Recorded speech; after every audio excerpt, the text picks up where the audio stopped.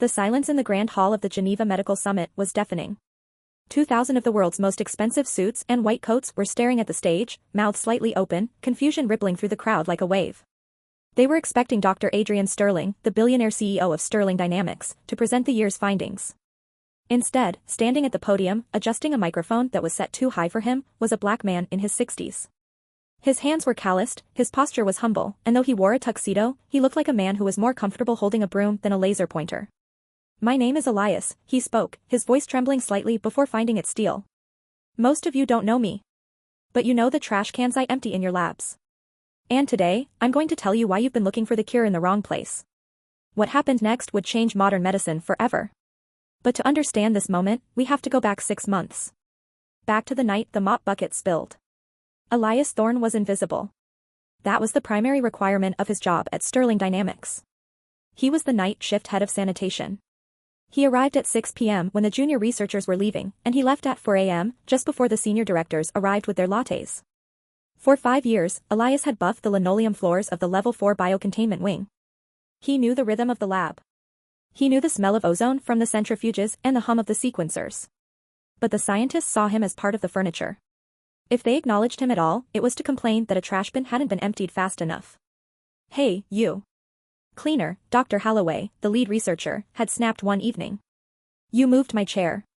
Don't touch the equipment. This isn't a playground, it's million-dollar science." "Sorry, sir," Elias had mumbled, head down.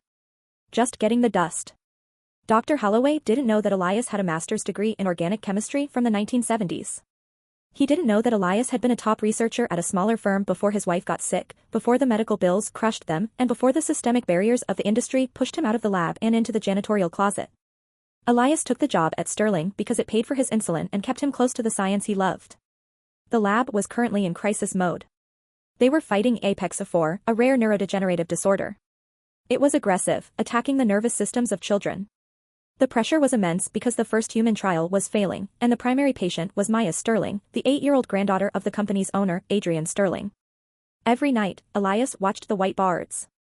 He saw the equations evolve, and more importantly, he saw where they were stalling. Holloway and his team were obsessed with a synthetic protein synthesis. They were trying to force the body to repair the nerves. But Elias noticed something. On Tuesday nights, the waste disposal bins in Lab 3 smelled like almonds.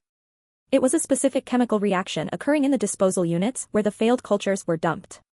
The failed samples were reacting with the trace silver nitrate used to clean the beakers. One night, around 2 a.m., the lab was empty. Elias stood before the main whiteboard. Holloway had written a massive structural formula in red marker with a big question mark at the end. The protein chains wouldn't bond. Elias looked at the board. Then he looked at his mop bucket. The solution wasn't to force the bond, it was to lower the pH level to allow natural folding. The silver nitrate in the trash proved that the reaction wanted to happen, but the lab environment was too alkaline. His heart hammered in his chest. He shouldn't do this. He could be fired. He could be sued. Trembling, Elias picked up a blue dry erase marker. He didn't erase Holloway's work. Instead, he drew a small arrow pointing to the catalyst and wrote, "Add AgN03 plus reduce pH to 6.5. Check the waste for spontaneous bonding." He wiped the marker dust from his fingers, grabbed his mop, and vanished into the hallway. The next morning, the lab was in chaos. Dr. Holloway was storming around. "Who wrote this? Who touched my board?" The junior staff were terrified. But Adrian Sterling, the billionaire founder, happened to be in the room. He was tired. His granddaughter had been moved to the ICU that morning. He looked at the board, then at Holloway. "Test it," Sterling said. "Sir, it's graffiti." "Probably a prank by an intern," Holloway scoffed. "Silver nitrate is a contaminant." "Test it," Sterling commanded, his voice breaking. "We have tried everything else." 3 hours later, the lab was silent. The simulation had run. For the first time in 2 years, the protein chain held. It stabilized. The graffiti was right. Sterling demanded to know who wrote it. They checked the security footage. The video played on the massive screen in the conference room. It showed an empty lab. Then, the door opened. In walked Elias, pushing his yellow bucket. He stood there for a long time, staring at the board. Then, he picked up the marker. "The janitor?" Holloway laughed, a nervous, condescending sound. "He probably just copied something he saw on a textbook cover." It's a fluke. Adrian Sterling didn't laugh. He stood up. Bring him to me. Elias was in the basement break room eating a cold sandwich when security came for him. He thought he was being arrested. He thought about his rent, his insulin. He was shaking when he was brought to the top floor. He walked into the office. Mahogany desk, view of the city, and Adrian Sterling looking out the window. Mr. Thorne, Sterling said, turning around. Did you write on the board? Elias swallowed hard. I saw a mistake, sir. I didn't mean to vandalize property. I'll clean it off. A mistake? Holloway interjected from the corner. You're a janitor. You clean toilets. You don't correct biochemistry. Sterling held up a hand to silence Holloway. He walked over to Elias. Where did you learn that? The reaction with the silver. I have a degree in chemistry, sir. From 1978, Elias said softly. And I smell the trash cans. The failed samples, they smell like almonds. That's a cyanide byproduct of the bonding failing. But when the silver wash hits it, the smell stops. The bond stabilizes in the trash. You were trying to force it in the clean environment, but the chaotic environment of the waste bin had the right pH. Sterling stared at him. The logic was sound. It was brilliant. It was observation born of humility, something his high-priced doctors lacked. Dr. Holloway, Sterling said, never taking his eyes off Elias. You're fired. Excuse me? Holloway gasped. You missed the cure because you were too busy looking down on the man who cleans your floor. Pack your things. Sterling turned to Elias. My granddaughter has maybe 3 weeks. If we synthesize this based on your theory, can we save her? Elias straightened his back. For the first time in decades, he wasn't the help. He was the scientist. We need to refine the delivery system. But yes. We can save her. For the next 2 weeks, Elias didn't wear a jumpsuit. He wore a lab coat. He worked side by side with the remaining team. There was resistance, of course. Snide comments, eye rolls. But every time Elias touched a beaker, the results spoke for themselves. He worked 20-hour days. He slept on the leather couch in Sterling's office.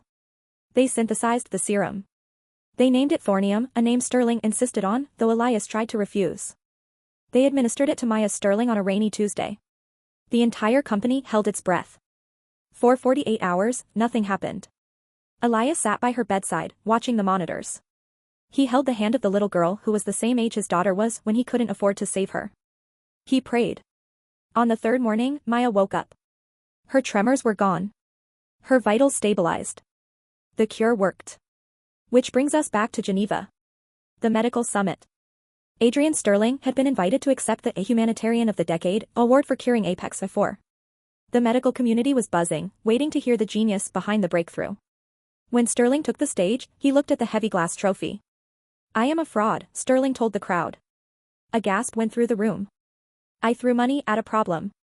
I hired men with degrees from Harvard and Oxford who were so blinded by their own brilliance they couldn't see the science right under their noses. I didn't discover the cure. The man who did is the man who has been cleaning up after us for 5 years. Sterling gestured to the side of the stage. Ladies and gentlemen, the Chief Scientific Officer of Sterling Dynamics, Mr. Elias Thorne. Elias walked out. The applause was hesitant at first, people were confused by his appearance. But as he spoke, as he broke down the chemistry, as he explained the pH variance and the silver nitrate reaction with a clarity and passion that no academic could match, the room fell into a trance. Science, Elias said, concluding his speech, is not about the coat you wear or the letters after your name. It is about the truth. And the truth is often found in the places you are too proud to look. You walked past me for years. You treated me like a ghost. But while you were looking at your grants, I was looking at the data. He paused, looking at the front row where a healthy, smiling Maya Sterling sat with her grandfather. Don't ever let a label define your worth, Elias said, tears in his eyes. And never, ever ignore the person holding the mop. They might just be holding the future. The ovation that followed lasted for 10 minutes. People stood on chairs. Grown men wept. Elias Thorne didn't just get a raise. He was given a 10% stake in the patent, making him a millionaire overnight. But he didn't retire. He started the Thorne Foundation, a scholarship for underprivileged students in STEM who, like him, had the mind but not the means. He still carries a marker in his pocket. And sometimes, late at night, he walks down to the labs, not to clean, but to check the white boards, ensuring that no genius is ever thrown in the trash again. This story reminds us that brilliance is distributed equally, but opportunity is not. Elias Thorne proved that humility and observation can outshine the most expensive education in the world. If this story touched your heart, please hit that like button. It helps us share these important messages with more people. And don't forget to subscribe and turn on notifications so you never miss a story that inspires. What would you have done if you were Elias? Would you have helped the people who ignored you? Let us know in the comments below. Thanks for watching.